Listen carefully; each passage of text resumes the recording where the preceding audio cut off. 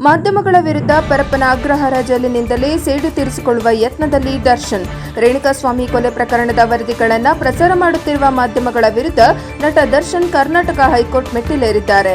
ತಮ್ಮ ಗೌಪ್ಯತೆಯ ಹಕ್ಕನ್ನು ಉಲ್ಲಂಘಿಸಲಾಗುತ್ತಿದೆ ಎಂದು ಆರೋಪಿಸಿ ಕೇಂದ್ರ ಸರ್ಕಾರಕ್ಕೆ ಕ್ರಮ ಕೈಗೊಳ್ಳಲು ನಿರ್ದೇಶನ ನೀಡುವಂತೆ ಅವರು ಮನವಿ ಮಾಡಿದ್ದಾರೆ.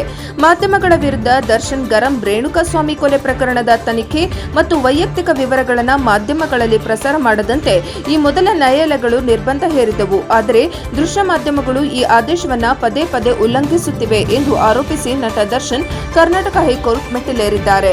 ಕೇಂದ್ರ ಸರ್ಕಾರಕ್ಕೆ ನಿರ್ದೇಶನಕ್ಕಾಗಿ ಮನವಿ. ತಮ್ಮ ಗೌಪ್ಯತೆಯ ಹಕ್ಕನ್ನು ರಕ್ಷಿಸಲು ಮತ್ತು ನ್ಯಾಯಾಲಯದ ಆದೇಶವನ್ನು ಜಾರಿಗೊಳಿಸಲು ಮಾಧ್ಯಮಗಳ ಮೇಲೆ ಸೂಕ್ತ ಕ್ರಮ ಕೈಗೊಳ್ಳುವಂತೆ ಕೇಂದ್ರ ಸರ್ಕಾರಕ್ಕೆ ನಿರ್ದೇಶನ ನೀಡಬೇಕೆಂದು ದರ್ಶನ್ ಪರ ವಕೀಲರು ನ್ಯಾಯಾಲಯವನ್ನ ಕೋರಿದ್ದಾರೆ. ನ್ಯಾಯಪೀಠದ ಮುಂದೆ ವಿಚಾರಣೆ. ನಟ ದರ್ಶನ್ ಸಲ್ಲಿಸಿದ್ದ ಈ ತಕರಾರು ಅರ್ಜಿಯು ಗುರುವಾರ ನ್ಯಾಯಮೂರ್ತಿ ಸಚಿನ್ ಶಂಕರ್ ಮಗದುಂ ಅವರ ಏಕಸದಸ್ಯ ಪೀಠದ ಮುಂದೆ ವಿಚಾರಣೆಗೆ ಬಂದಿತು.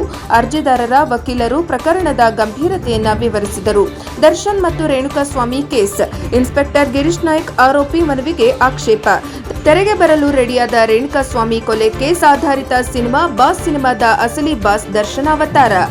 ಕೇಂದ್ರ ಸರ್ಕಾರದ ಪ್ರತಿಕ್ರಿಯೆ. ನ್ಯಾಯಾಲಯವು ಈ ವಿಷಯದಲ್ಲಿ ಕೇಂದ್ರ ಸರ್ಕಾರದ ನಿಲುವನ್ನು ಕೇಳಿತು. ಇದಕ್ಕೆ ಉತ್ತರಿಸಿದ ಕೇಂದ್ರ ಸರ್ಕಾರದ ಪರ ವಕೀಲರು ನಟ ದರ್ಶನ್ ಅವರ ಮನವಿಯನ್ನ ಪರಿಗಣಿಸಿ ಮಾಧ್ಯಮಗಳ ವಿರುದ್ಧ ಯಾವ ಕ್ರಮ ಕೈಗೊಳ್ಳಬಹುದು ಎಂಬುದರ ಕುರಿತು ಸೋಮವಾರದೊಳಗೆ ಸ್ಪಷ್ಟನೆ ನೀಡುವುದಾಗಿ ತಿಳಿಸಿದೆ. ವರದಿ ವೇದಮೂರ್ತಿ, NKS TV 4 ಬೆಂಗಳೂರು.